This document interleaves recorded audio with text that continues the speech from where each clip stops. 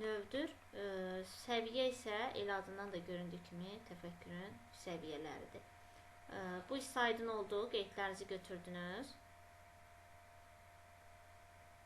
Təkrar izaha ehtiyacı var bu hissənin. Demək, şagirdlər, belə deyim də, şagirdlər. Siz hər gün onsuz da şagirdlərlə sinif mühitində işləyərkən onları pillə-pillə, addım-addım bu səviyyələrə qaldırırsınız. Sadəcə ola bilsin ki, fərqində deyilsiniz. Yəni, adını qoymamısınız. Məsələn, tutalım ki, ilk öncə sinifə girdiniz. Nə edirsiniz? Yeni bir mövzu keçmədən öncə nə edirsiniz? Həmin mövzu ilə əlaqəli bir suallar verirsiniz, düzdür? Suallar verirsiniz ki, uşaq xatırlasın, yadına salsın, xatırladı. Ondan sonra biraz sualları dərinləşdirirsiniz. Dərinləşdirdikdən sonra təkrar suallar verirsiniz sinifə. O zaman nəyi yoxlayırsınız? Onların anlamasını. Görüm, onlar anladılarmı? Hətta suallar da verirsiniz ardınca ki, uşaqlar başa düşdünüz, kimə aydın olmadı, kimə qaranlıq qaldı. Bax, siz onların əslində bu yanaşma və bu suallarla anlama mərhələsini yoxlamış olursunuz. Yəni, artıq sinifin gətirdiniz anlama mərhələsinə çıxardınız. Və orada da hər hansısa bir anlamayan uşaq varsa, ola bilsin çəkinir, sizə demirsə, siz onu özünüz müşahidə edib gördünüz və siz artıq bilirsiniz də neçə illərin pedaqoqusunuz ki, bu uşaq deyəsən başa düşməyibdir.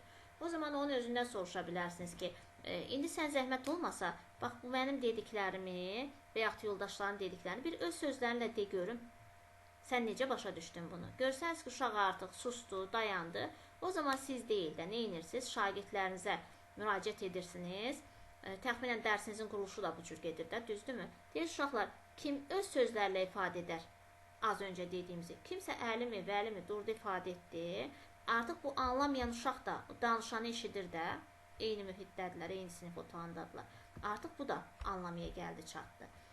Sonra keçdiniz tətbiq etməyə. Hə, uşaqlar, indi anladıqsa, gəlin indi biz bunu başlayaq tətbiq etməyə. Hər hansısa bir tətbiq etməklə bağlı müəyyən bir tapşırıqlar verirsiniz. Tətbiq etdikləri zaman da nə baş verir?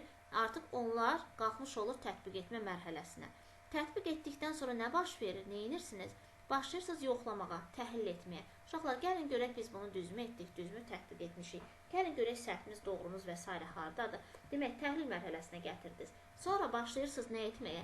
Hə, indi gəlin gördüyümüz işi bir dəyərləndirək.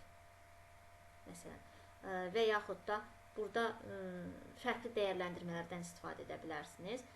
Yəni, birbaşa artıq uşaqlar hara gəlib çıxır, özlərini təhlil edə dəyərləndirmə mərhələsinə. Və siz onları gətirdiniz. Sonra nə deyirsiniz? Hə, uşaqlar, gəlin indi öz nümunəmizi yaradaq və yaxud da gəlin buna biraz fərqli düşünək. Siz olsaydınız nə edərdiniz və yaxud da bura hansı əlavələri edərdiniz və s. Bax, siz onlara artıq bu suallarla yönəldirsiniz hara, demək, daha yüksək mərhələyə və yaratmağa. Onların fəaliyyətini yaradıcılığa yönəldirsiniz ki, onlar yaradıcı yanaşsınlar. Aydındırmı? Və burada da yenə demək, dünyanın ətraf aləmində özün dərk edilməsi prosesidir. İntellektual və düşünmə bacağını ehtiva edir.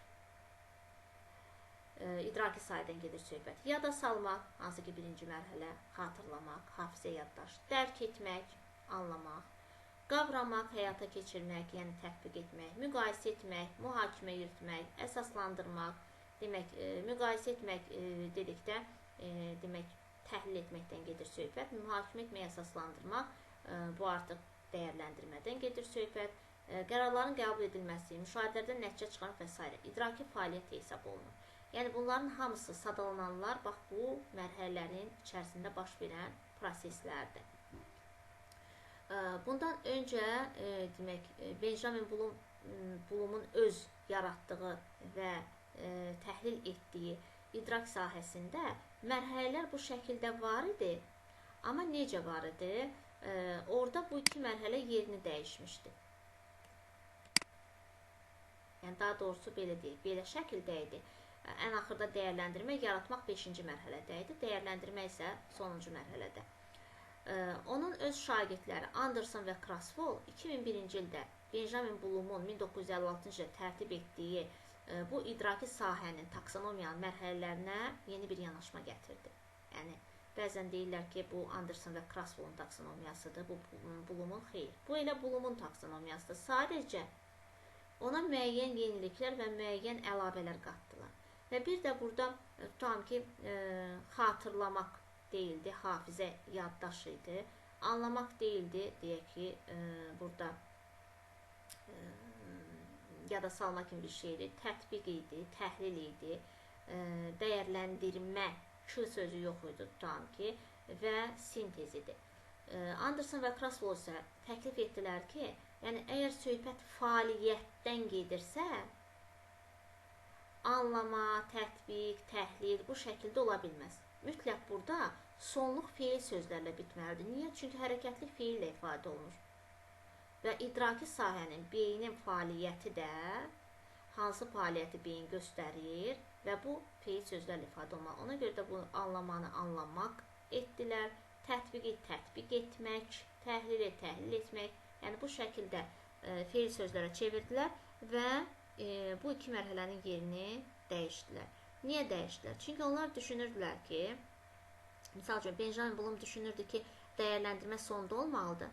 Amma Anderson və Krathwohl sübut etdi və demək, konkret olaraq təhlillərində də göstərdi ki, əslində dəyərləndirmə hər mərhələdə keçirilə bilər. Hər mərhələdə. Misal üçün, tutam ki, uşağı anladığını nümayiş etdirdi və o sözlərlə nəyisə ifadə etdi, siz ona müraciət etdikdə. O zaman nə baş verir? Bu anlama mərhələsində siz uşağı bir dəyərləndirmə edirsiniz. Düzdür? Afərin, çox gözəl və s. Sonra uşaqlardan digəri bir neçə nəfər tətbiq etmədə yaxşı nəticə oldu. O zaman nə baş verdi? Burada da yenə nə etdiniz? Dəyərləndirdiniz. Düzgün təhlillər etdi, düzgün nəticə çıxardı. Burada da bir dəyərləndirdiniz. Müsbət rəylər verdiniz şagirdə. Hər hansısa bir formativ qiymətləndirmədə orada qeydlərinizi götürdünüz. Yəni bu baxımdan istənilən mərhələdə dəyərləndirmə həyata keçirilə bilər. Amma biz bunun taksonomiyada yerini dəyişə bilmirik. Yəni bu ardıcıllıq mütləq gözlənməlidir. Mütləq şəkildə. Və yaratmağa, sintezə gəldikdə isə niyə Anderson və Krathwohl sonuncu mərhələyə qoydu bunu? Çünki yaratmaq dedi ən üstünüdür. Onsuz da dəyərləndirmə hər etapda mövcud olduğunda yaratma pik nöqtədir. Məsələn, tutalım ki, biz nə isə düzəldirik, nə isə yaradırıq. O zaman baxdıq, bir düzəltdiyimizə bir dəyərləndirmə oldu. Son nə oldu? O zaman daha da yaradıcı yanaşmağa çalışacaq. Adicə götürək sizlərin dərsinizə deyək ki, rəhbərliyin nümayəndələri girir, dərsinizi dinləyir və siz nə edirsiniz? Daha yaxşı dərs keçməyə, daha maraqlı qurmağa çalışırsınız dərsinizi. Dərs bitdi, rəhbərlik sizi rəğbətləndirdi, motivasiya etdi, təriflədi, yəni ağız dolusu sizin dərsdən danışdı. Bir ay, 2 ay sonra bir də sizə desə ki, bir də belə bir maraqlı dərs qur. O zaman nə edəcəksiniz? Eynisini qurmayacaqsınız təbii ki, düzdür. Yaxşı, bu dəfə mən nə edim? Bu dəfə daha nə edim ki, daha maraqlı olsun? Bax, ancaq bu şəkildə düşünəcəksiniz. Yaratmaq həmişə üstə qalır o baxımdan. Hər dəfə biz təkmilləşdik, hər dəfə daha maraqlı bir şeylər yaratmağa çalışırıq. Mən həmişə misal çəkirəm bu telefonların, iPhone-ların şirkətini misal çəkirəm. Məsal üçün, tutam ki, vaxtı ilə iPhone 2 var idi, iPhone 3 var idi, 5 var idi və s. İndi iPhone sonuncu modeli neçədir? 16 çıxıbdır, yoxsa çıxmayıb bilmirəm. Deyəsəm çıxıbdır. Yəni artıq baxın, onların dəyərləndirməsi necə oldu? Onlar hardan motivasiya aldılar? Satışa çıxardılar, satışdan yaxşı gəlir gəldi və baxdılar ki, alıcıları, müştəriləri çoxdur. Bu dəfə növbəti modelə, tutalım ki, 11-ci yaradırlarsa 10-cu da olmayan funksiyaları əlavə etdilər ora. 12-ni yaradanda 11-də olmayanlar. Bu şəkildə hər dəfə daha təkmil, hər dəfə daha rahat, hər dəfə daha sürətli bir model yaratmağa çalışırlar. Ona görə də sintez ən yuxarıda dayananıdır. Sonra emosional affektivə gəldikdə 1973-cü ildə Krathwohl, Bloom və Massia'nın belə bir yanaşması olmuşdu. 5 mərhələli bir demək, emosional affektiv fəaliyyətlə bağlı 5 mərhələ müəyyən etmişdilər. Birincini qəbul etmə, ikincini cavab vermə, üçüncünü dəyərləndirmə, dördüncü təşkil etmə və beşinci xarakteriz etmə. Bunları biz indi dərindən də təhlil edəcəyik, amma hələ ki bir müəyyən məlumatınız olsun. Yəni, şagirdin yalnız deyək ki, idraki bilikləri kifayət etmir. Çünki bu ona gələcək həyatında da yardımcı olmayacaq, kömək etməyəcəkdir. Şagird o proseslərə emosional yanaşmağı da bacarmalıdır. Amma emosionallıq necə? Yəni rasional şəkildə, şuurlu, düşüncəli şəkildə emosional yanaşmalıdır. Və burada da qeyd olunur, daha çox fərdin emosional potensialı ilə bağlıdır. İdraki və fiziki fəaliyyətlə müşayiət olunur. Misal üçün, belə deyək də, tutalım ki, kənardan kimisə müşahidə edirsiniz. Və yaxud elə sinifdəkini götürək, sinifdəki uşaqları. Sinifdə uşaqlara tapşırıq verdiniz. Deyək ki, bunu bir daha maraqlı olsun deyə yarış formatında başladınız keçirməyə. Və orada bir qum saatı qoymuşsunuz və yaxud da necəsə bir zəhli saat qurmuşsunuz ki, 5 dəqiqəyə bu tapşırığı bitirən, düzgün bitirən uşaq birinci yer, 5 dəqiqədən 7 dəqiqəyə bitirən 2, 7-dən 10 dəqiqəyə bitirən 3-cü yerdir. Yerdə qalanlarda bir təşəkkürnamə olacaq. 15 dəqiqə, yəni maksimum 15 dəqiqədir.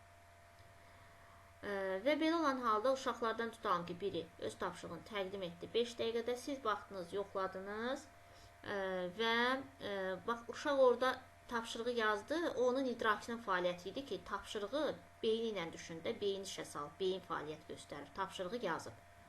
İndi sizə təqdim etdi. Sizə təqdim etdikdə siz də dediniz, afərin, çox gözəl, sən qalibsən, birinci yer sənindir. O zaman nə baş verəcək? Uşaq sinifdə az qala atılacaq, düşəcək, urra, mən qalibəm və s.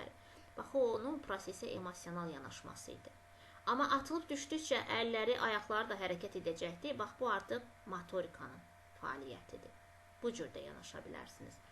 Və yaxud da bayaq dediyim kimi, misal üçün, tutam ki, hansısa bir kimyəvi maddələr, laboratoriyada nələrsə bir-birinə qatacaq.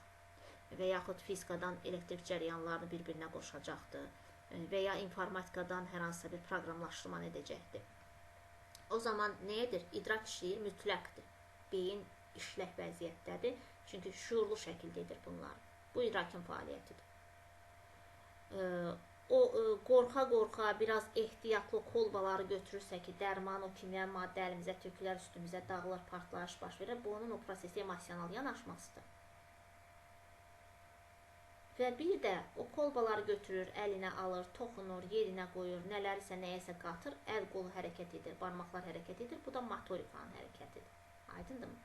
Yəni, istənilən halda bunların içərisində üçü bir-biri ilə əlaqəlidir. Ona görə də burada deyir ki,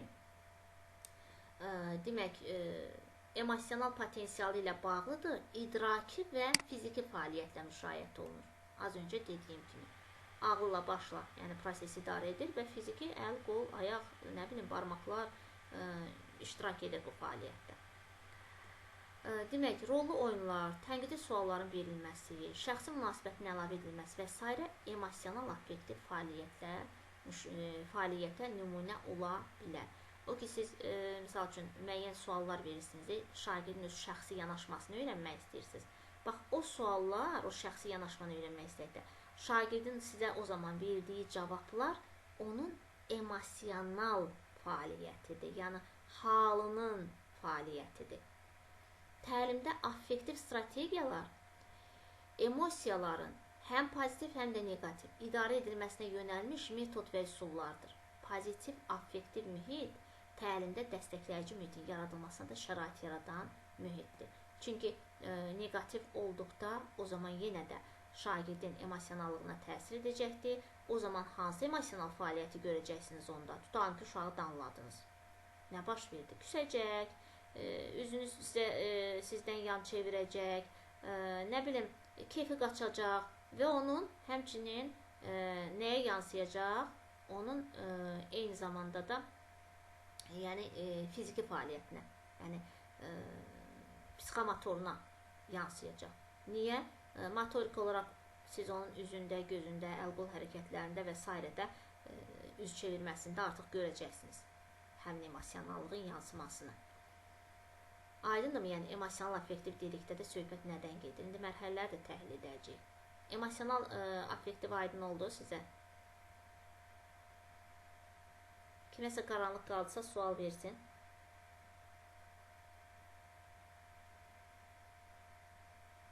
Səs mi eşidilir?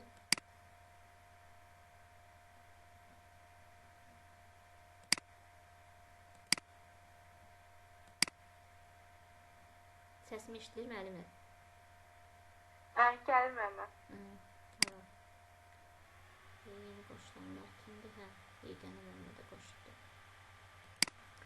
Tamam, o zaman davam edək. Gəldik psixomotor sahəyə. Psixomotor nədir? Bayaq da qeyd etdiyimiz kimi, burada artıq fiziki proseslərdən, hərəkətlikdən söhbət gedir. Və burada da qeyd olunur, insanda psixi prosesləri, yəni fiziki proseslərə necə təsir etdiyini göstərir. Başqa sözlə, insanın fiziki hərəkətləri, hərəkətlərin koordinasiyası və hərəkət bacarıqları psixomotor fəaliyyət hesab olunur. Bayaq da qeyd etdiyim kimi, burada da sadalayır. Qaçmaq, şəkil çəkmək, plastilindən fiqurlar düzəltmək, nəğmə oxumaq. Digər bir məsələni nəzərinizə çatdırın. Bax, bunu xüsusilə kitabınızda, dəftərinizdə qeyd edin. Nəğmə oxumağı. Bax, bunu müəllimlər harada çalışırlar? Götürüb bunu emosionala yazırlar ki, nəğmə, mahnı oxumaq hisslərlə, emosiyalarla əlaqəlidir.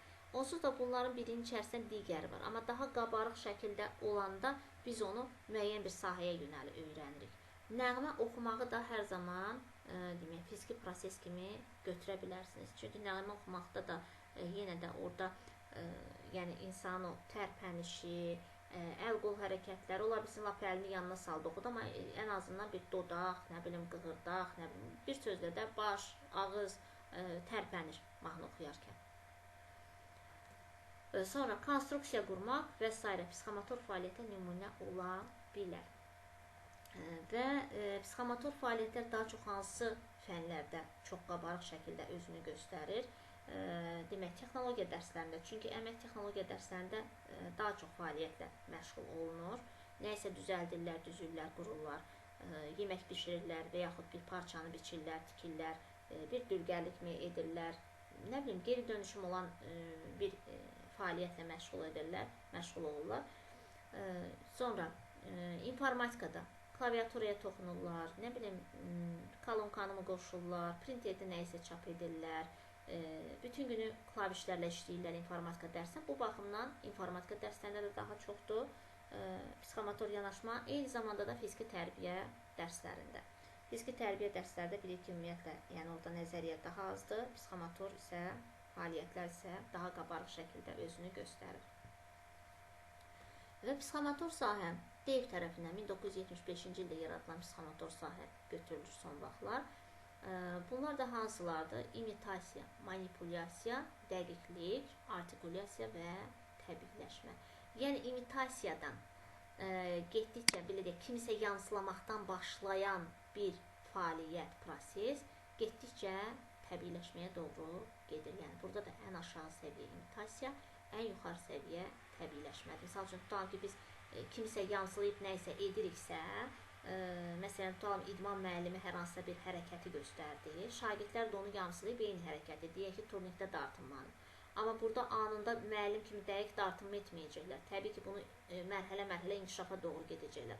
Artıq tam lazım olan yerdə dayandılarsa və müəllimsiz, müəllimin istiqaməti, iradə olmadan bu dartınmanı normal şəkildə qaydalara uyğun, tələblərə uyğun edirlərsə, demək, onlarda artıq bu refleks alınmalıdır, yəni təbiiləşib. Ona görə də istənilən halda bütün fənlərdə bu belədir. İmitasiya ilə başlayıb təbiiləşmə doğru gedir. Misal üçün, sizlərdə də fizika, kimya, biologiya, informatikada deyək, laborator təcrübələrdə və yaxud praktik işlərdə bu özünü göstərir. İlk öncə onlar sizin etdiyinizi edir, sizləri yamsılayır. Misal üçün, təsvir incəsənət dərsində olduğu kimi, əməkdə olduğu kimi, informatikada da müəllim birinci özü nələrsə göstərir, hansısa bir klaviaturanı, kompüteri necə açıb bağlamağı, uşaqlar da onu yamsılaya, imitasiya edə təbiiləşməyə doğru gedir. Yəni, tam sərbəst şəkildə özləri fəaliyyəti yerinə yetirir. İndi gəlin, baxaq idraki sahənin təlimdə tətbiqinə. Bundan öncə bir 15 dəqiqədə biz məşğul olacaq, amma öncə mən sizlərdən bir fikir almaq istəyirəm, yoldaşlar. Mən istəyirəm, demək, 6-cı gündə sizlərlə birgə bir dərsimiz olsun. Nə düşünürsünüz? 6-cı gün hər kəsə uyğundurmu? Saatı dəqiqləşdirərək, əgər kimdəsə dərs saatları toqquşursa, yəni sabahları. Görüşə bilirikmi? Səhər olsa olur. Gün olsa evdə olmayacaq çünki. Yəni, axşam Axşam hamı boşdursa axşam da edə bilərik. Axşam 8 ya da. Axşam olsun arkadaşlar mənim. Cəmilə müəllim, axşam sizə uyğundur 8, 9. 8 olsunlar. 9 olsalar. Olsun 9 olsun, olsa da yay günüdür. Mirvari müəllimə dedi uyğundur. Vəfa müəllimə sizə uyğundur sabahlar. Dərs falan toqquşmur ki, axşam 9. Axşam 9-da prosta bizdə gedəsi yerimiz var ona görə. Tamam. Adam planlaşdırdım əvvəldən ki, səhər-səhər olacaq dərsim. Tamam. Bəs 6-cı gün səhər saatlar, Cəmilə, səhər hansı saata sizə uyğun deyil ki? Səhər-səhər mənim hazırlıqlarım olur. Hə, Mirvari müəllimədə də hazırlıq var, tamam. Mənim hazırlıq vaxtıma düşür. 6-cı günü, günün ikinci yarısından sonra qoşula bilərəm mən. 4-dən 5-dən sonra təxminən, eləmi? Bəli. Elə bir ki, sabahlarım. Mən də plan qurmuşdum deyə sabahlarım gedək. Yaxşı, o zaman belə edək. O zaman birinci gün üçün planınız var. Ay, mənə uyğun deyil. Mən birinci gün bütün zanitəm, üçüncü günü. İkinci gün də öz dərsimizdir. Bəs üçüncü gün? Üçüncü gündə yenə axşam saatlarında bütün gün inansı Bəlkə belə edək. Bəlkə bazar günü səhər öz növbəmizdə keçək, testlərinizi təhlil edək. Bazar günü axşam da görüşə bilirik. Axşamda Bu bazar yox, gələn bazar görüşərik müəllimə. Tamam, yaxşı. Anlaşılan biz hələ ikinci günə kimi heç bir planımız yoxdur. Çünki bəzilərinizdə toqquşur. Məndə bazar günləri axşamlar dərsim olur ha. Tamam. 6-cı günləri boş oluram mən bir dənə. Yaxşı, bazar günü 3 saat keçə bilərikmi? Olar. Hə, olar. Yaxşı. Olsun. Olar ha, 3 saat mı? 9-dan başlayaq, saat 12 kimi keçək onda. Arada bir 15 dəqiqə fasilə eləyərsiniz, olar. Bir stəkan çay falan içərsiniz, davam edərik. Hə, olar müəllimə. Tamam. Axşama planımız var, gedəsi yerim var. Tamam, o zaman davam edək. Bir də biz 2 və 5-ci günü hansısa günlərdə saat 8-ə çəkib, yenə 3 saatla 11-ə qədər davam edə bilirikmi? Bu heç kəs üçün problem yaratmır. Məndə yox. Bəs digər yoldaşlarda?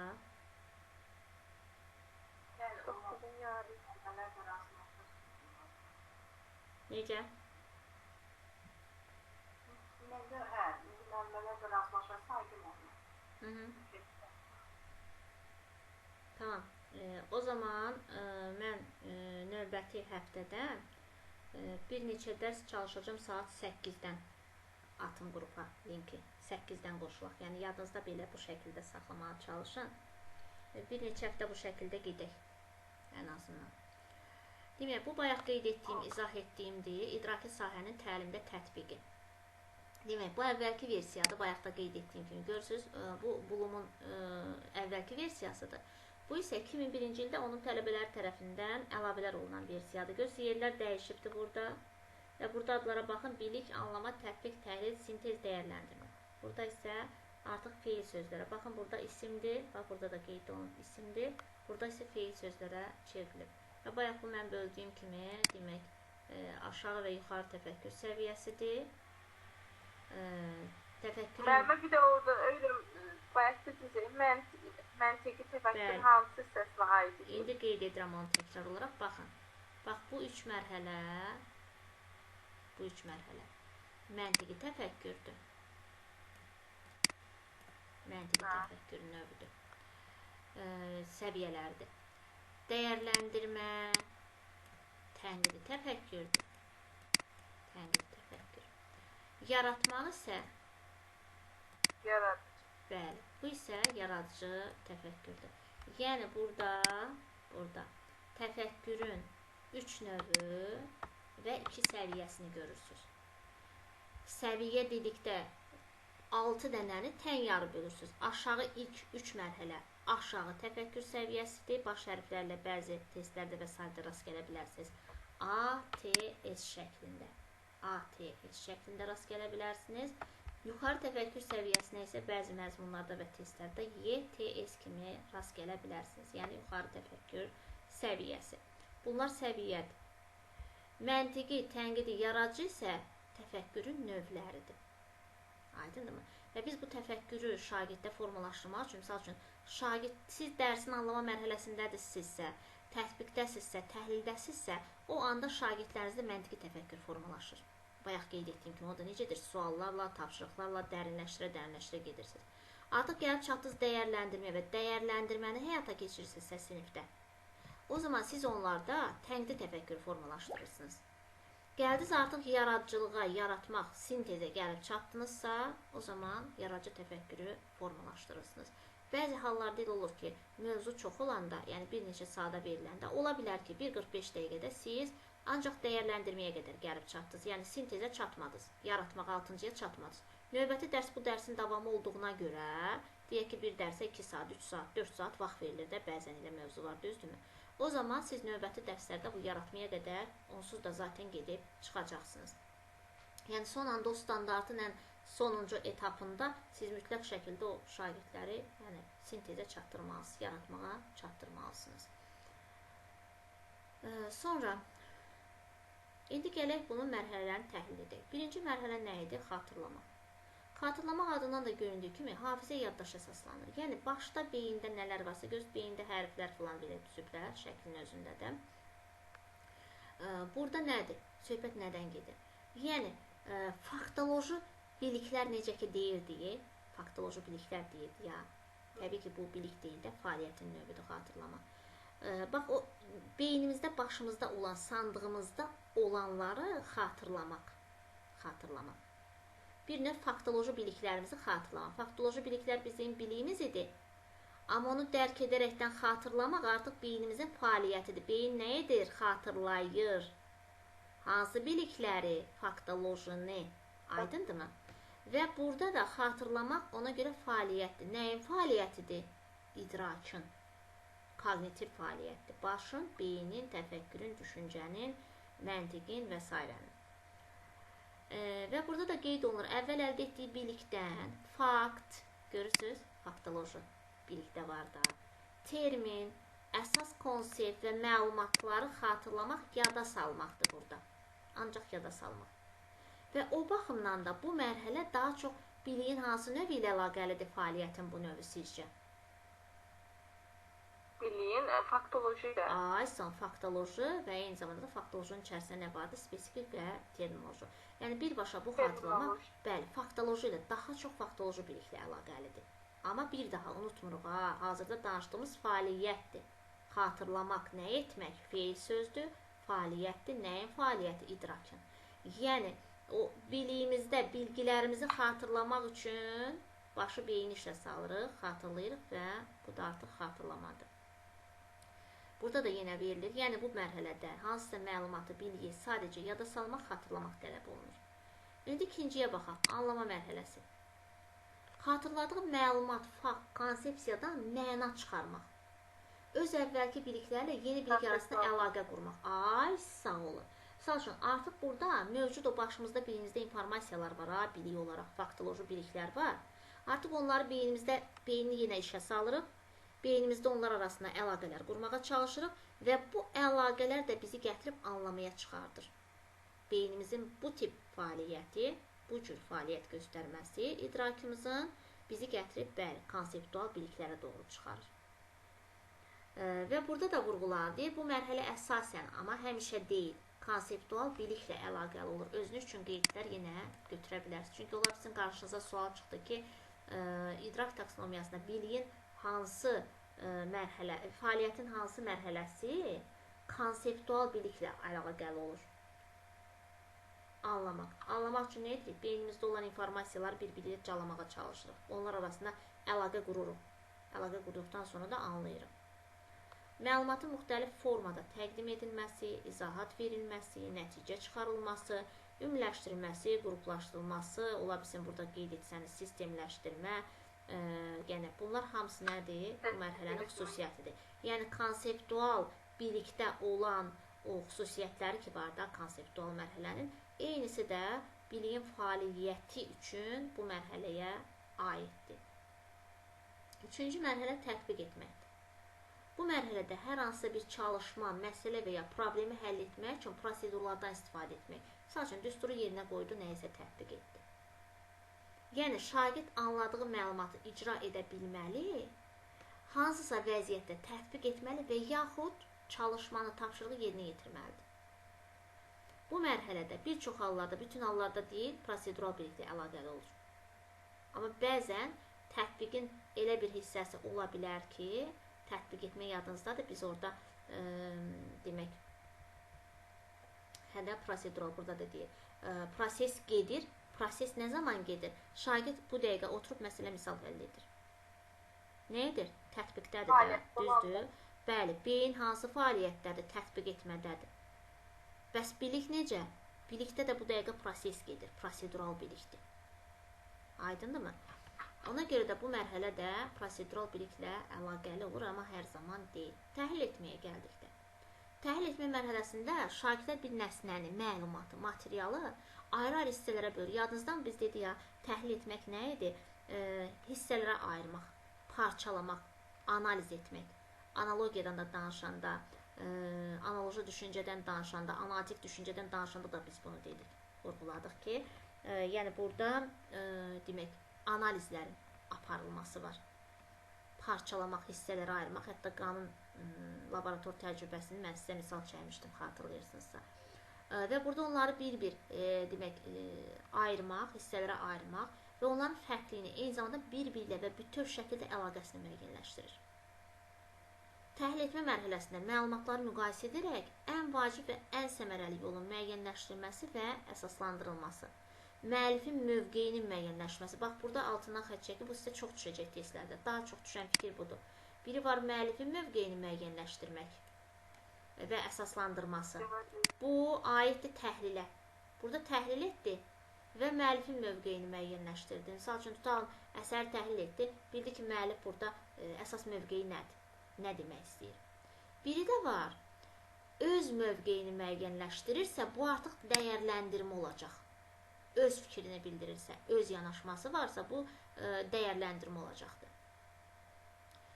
Və burada da qeyd edir, dəyərləndirmək mərhələsi meyarlar, standartlar əsasında mühakimə etmək kimi xarakterizə edilir və reallaşması zamanı yoxlamaq. Niyə? Çünki dəyərləndirəcək.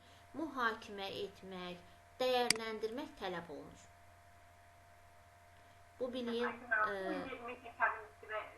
metakognitiv bilik olur orada. Bəli, burada çünki o metakognitivdə nə vardı, yadınızdadır?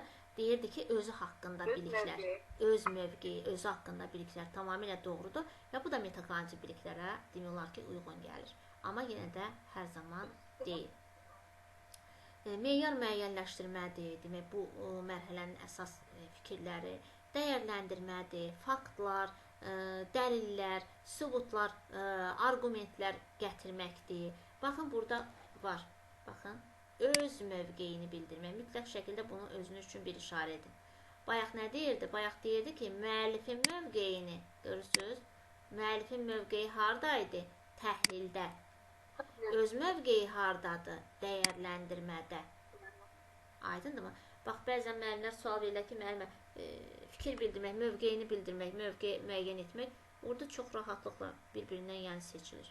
Misal üçün, belə deyək də, tutalım, deyirəm ki, Cəmilə müəllimə deyək ki, Afət müəlliməyə deyir ki, Aygün müəllimə yaxşı müəllimə deyir ki, keçən ildə mən onda olmuşam, yaxşı dərs keçmir. Bu, Cəmilə müəllimənin mövqeyidir. İndi Afət müəllimə, Cəmilə müəllimə belə deyir deyə, neyniyir? O da onu təsdiqləməlidir. Hə.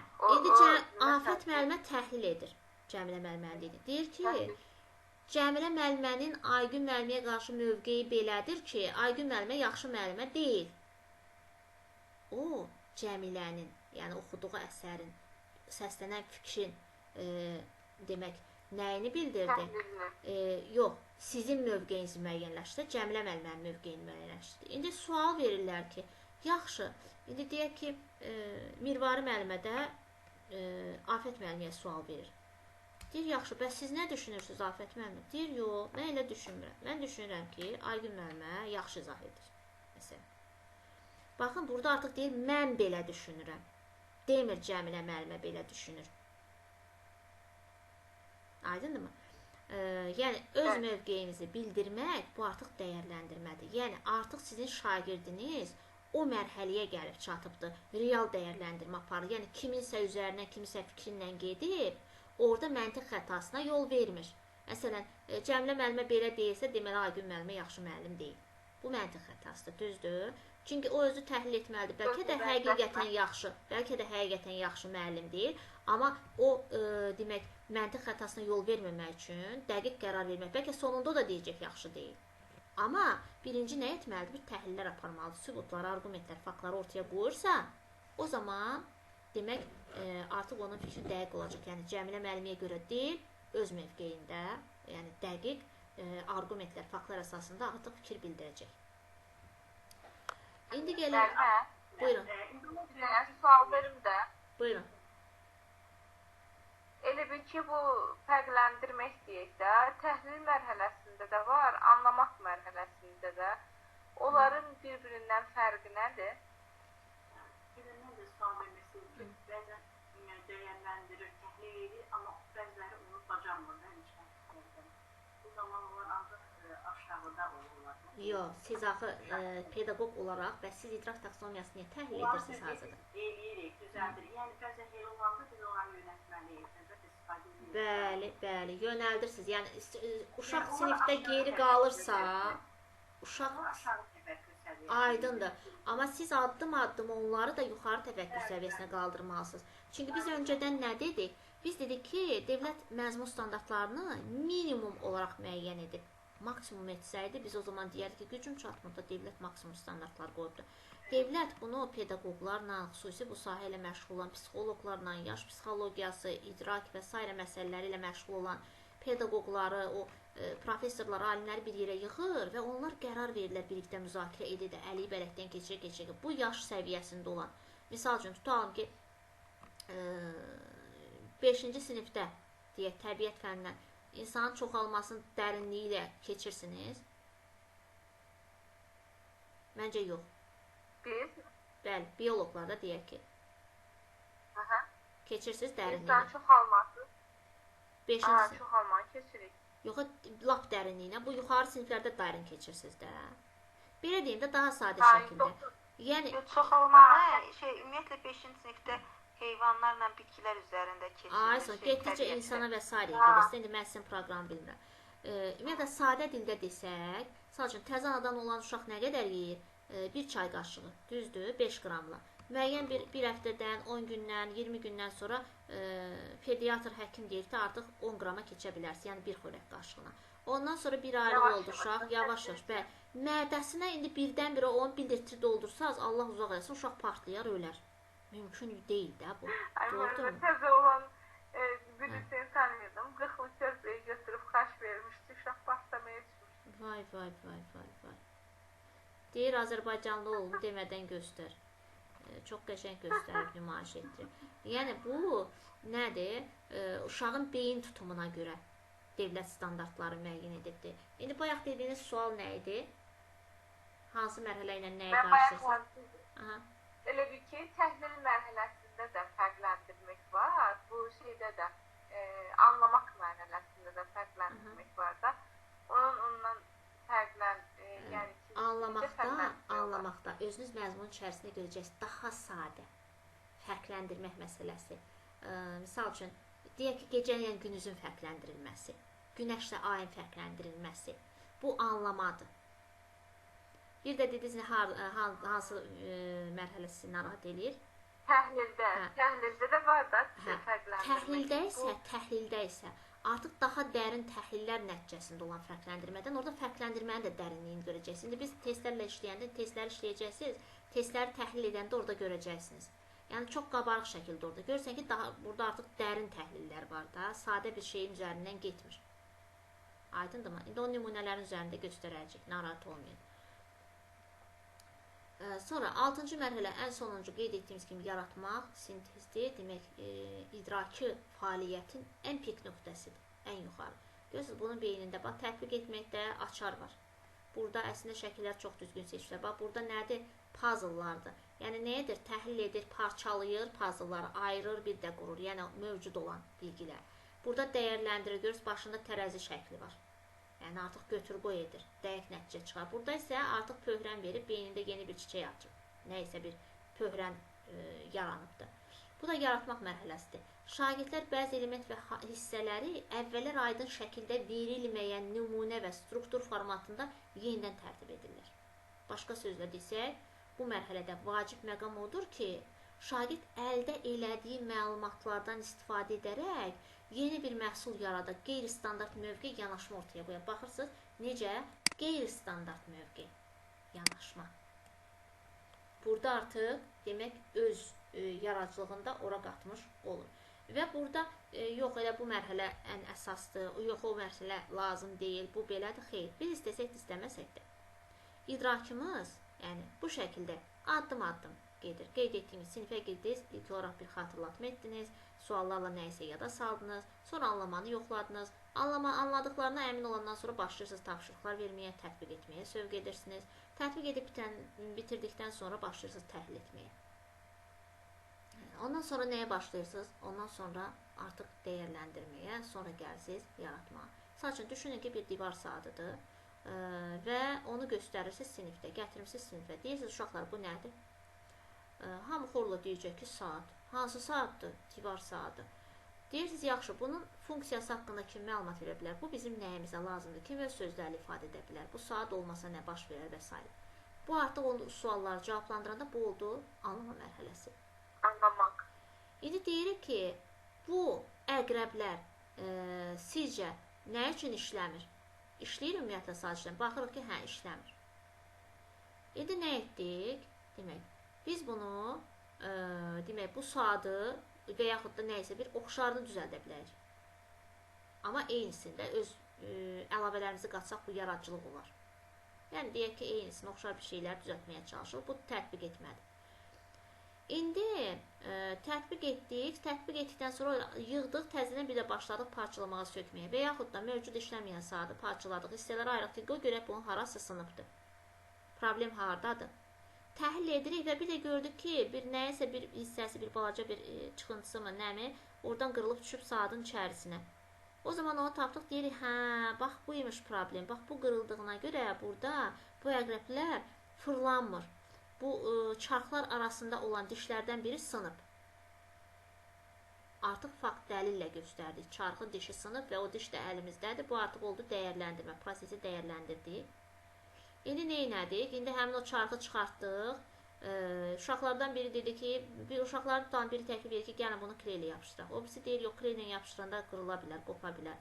Bir başqası da dedi ki, uşaqlar, biz informatikadan keçmişdik. Gəlin biz bunu aparaq, ölçülərini və s. götürək, 3D printerdə biz bunu bişirək, bu çarxın eynisini. Və getdilər, çarxın eynisini bişirdilər və biraz da ona əsas o çarxın dilləri, dişləri lazımdır da ki, eyni ölçülərdə olsun. Amma bunlar əlavə olaraq da üzərinə bir yazı yazdılar. Misal üçün, 7B sinfi və yaxud da nə isə bir fikir yazdılar. Bax, bu nədir? Bu artıq, deyək, oldu onların yaradıcı yanaşmaları. Hardan başlamışdılar? Bu nədir? Saatdır. Gəlib ara çıxdılar, özləri çarx yaratdı. Yəni, biri olmadan biz digərinə keçə bilmirik. Yəni, xatırlamasaq, anlamarıq. Anlamasaq, tətbiq edə bilmərik. Tətbiq etməsək, təhlilə keçə bilmirik. Təhlil etməsək, biz yanlışımızı, səhvimizi görə bilmirik. Yanlış səhv ortaya çıxdıqdan sonra yanlışı da, doğrunu da, səhvi də hamısını biz dəyərləndiririk və onların içərisindən doğru olanları seçirik. Ondan sonra biz keçirik nəyə? Yaradıcı yanaşmaya. Bax, bu da belə deyək, idrak taksonomiyasının mərhələlərinin, yəni əsas izahı. Burada da yenə belə bir cədvəl var, açar sözlər də var burada. Demək, taksonomiyanın mərhələləri də birinci sütunda, ikinci sütunda izahı, üçüncüdə feil sözlər, yəni açar sözlər, demək, dördüncüdə isə tapşırıqlar da uyğun şəkildə. Məsələn, tutam ki, xatırlamağa baxaq. İnformasiyanı xatırlaya və ya yadına sala bilirmi? Yəni, bu mərhələnin əsas məğzi bundan ibarətdir. Məlumatı, obyekti tanıya, müəyyənləşdirə bilirmi? Bayaq saatı göstərdik, tanıdılar deyək. Açar sözlər nə olacaq? seçmək, müəyyənləşdirmək, tapmaq, adlandırmaq, tanımaq, yada salmaq və s. Və bu tapşırıqlarda necə öz əksini tapır? Misal üçün, ismin neçə halı var? Görürsünüz, biliyin hansı növünə uyğun oldu? Dedik ki, fəaliyyət anlama mərhələsi hafizə yaddaşa əsaslanır, faktolojiya yönəlir. İsmin neçə halı var? Bilik olaraq nədir bu? Hansı bilikdir? İsmin neçə halı var? Bu faktoloji bilikdir. Faktolojinin hansıdır? İsmin neçə halı var? Şagird sual cavablaması. Terminolojidir də. Terminoloji olsa deyərdi, nitq hissələri sadala. Deyir, ismin neçə halı? Hədəf var. Hədəf. Bəli, hədəfi var konkret isim və ismin halı, konkret hədəfləri var. Riyaziyyat, müxtəsər vurma düsturlarını sadala. Bu hansıdır? Bu terminal. Aysa, bu terminoloji gedəcək, çünki sadalayacaqdır. Amma fəaliyyət olaraq da nədir? Əgər beyin onu düşünüb, yadına salıb sadalayırsa, idrakin hansı mərhələsidir? Xatırlayır, düzdür. Beyin hansı fəaliyyəti göstərdi? Bəli, xatırlama mərhələsindədir. Və yaxud da name and that you see in the picture. Bu name and that you see. Gördüyün şəkli adlandır, ad ver. Nəsə belə bir şey deyil. İngilis dilim o qədər də mükəmməl deyil. Yenə də eyni. Səfəvi dövləti nə vaxt yaranıb? Burada da tarixi, zaman və s. göstərir. Faktoloji bilikdir və spesifikdir. Çünki yer, məkan, tarix, zaman bildirir.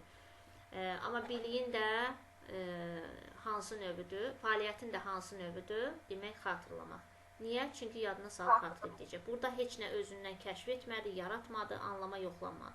Amma burada anlamaya baxın. İsimlə sifəti müqayisə edərək oxşar və fərqli cəhətlərini müəyyənləşdirin. Oxşar və fərqli cəhətlər yadınızdadır, bilikdə nə idi? Hansı bilikdir? Ayson, konseptual. Fikirlər arasında əlaqə və s. qruplaşdırma, sistemləşdirmə, əlaqələrin qurulması. Beyin o fəaliyyəti göstərirsə, bəli, ümumiləşdirmə, qruplaşdırma, sistemləşdirmə. Burada da nə baş verir? Oxşar fərqli cəhətlərini deyir, müəyyənləşdirin. Artıq bizim idrakımızı, şagirdlərin idrakını müəllim bu sualla fəaliyyətə yönəldir. Onlar müəyyənləşdirməyə çalışdıqca anlayırlar. Anladıqca müəyyənləşdirirlər.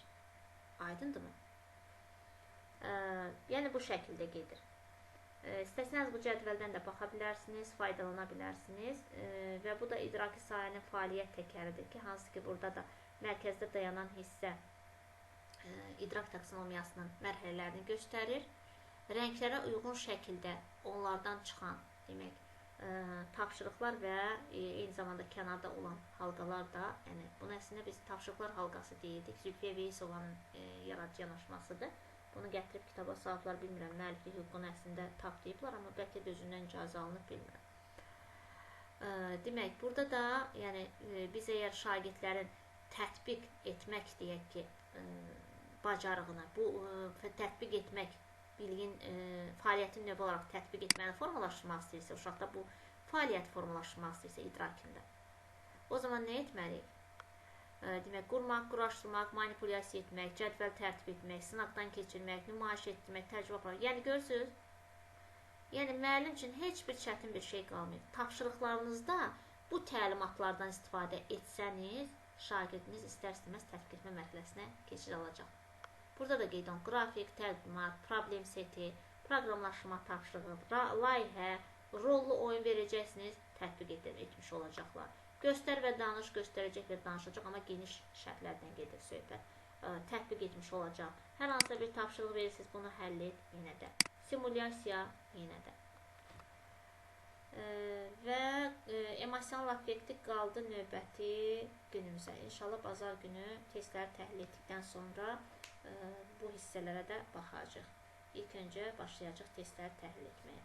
Sizin usta gecdir, çox da yormayın. 15 dəqiqə artıq işlədi. Bura qədər dediklərinizlə dərsin videosunu qrupa göndərərsiniz də. Baş üstə. İndi yükləyəcəm. Demək, Mənim bir də prosedural bilik var. Həm xatırlamaq, həm də ki, tətbiq etmək mərhələsində ola bilir də. Prosedural ola bilər. Baxır, yəni bilik fəaliyyət olaraq, yəni siz onlara fəaliyyətin hansı şəkildə, hansı istiqamət, yəni ağırlıq dərəcəsindən asılıdır. Verilən təlimatdan asılıdır. Aydındırmı? Misal üçün biri var deyirsən ki, get sadə şəkildə deyir də, get kartofu qoy soyutma bişsin. Biri var deyirsiniz ki, get doğra qızart. Biri var nə bilim deyirsiniz ki, get onu fri şəklində et. Artıq getdikcə fəaliyyətin dərindən hər üçü kartof bişirməkdir. Amma fəaliyyətin dərinliyindən asılı olaraq bəli, o dəyişə bilər. Başqa kimisə sualı varmı? Testlərdə sizə çox aydın olacaq, narahat olmayın test təhlilində. Bu qeyd etdiyimiz mövzu ilə bağlı Biləm, yaxşı olacaq. kiminsə sualı qaldımı? Çox sağ olun müəllimə. Siz sağ olun. Deklarativ biliyin növlərində. Necə? Testlərdə var deklarativ. Səhv demirəmsə. Deklarativ ilə faktolojidir da. İlkin biliklərdir. Necə ki, bəzi hallarda idraki fəaliyyətə kognitiv fəaliyyət də deyilir. İstəyirsə orada qeyd edin. Bax, bu terminlər sizi çaşdıracaqsa qeyd edin. İdrakin qabağına mötərizdə kognitiv də yazın. Kognitiv idrakidir, idraki ilə kognitivdir. Deklarativ ilə faktolojidir, faktoloji ilə deklarativdir. Yəni ilkin biliklərdən gedir söhbət. Amma yenə qarışdırmırıq. Deklarativ, sonra faktoloji bu biliyin növüdür. Birinci mərhələsidir. Demək, fəaliyyət isə idraki fəaliyyət, kognitiv fəaliyyət, bu isə fəaliyyətin demək növüdür. Aydındır mı? Başqa sual olan var? Xeyr, müəllimə, sağ olun. Tamam, bir daha üzürlü sayın bugünkü gecikməmlə əlaqədar inşallah belə deyək, türklər demiş tədavi edəcəm, yəni yerini dolduracam, hətta daha çoxunu inşallah. Oldu, bazar günü görüşürük və işlərinizi ilə qurun ki 3 saat dərs keçəcəyik. Zəhmət olmasa. Yaxşı. Tamam, sağ olun, gecəniz xeyir.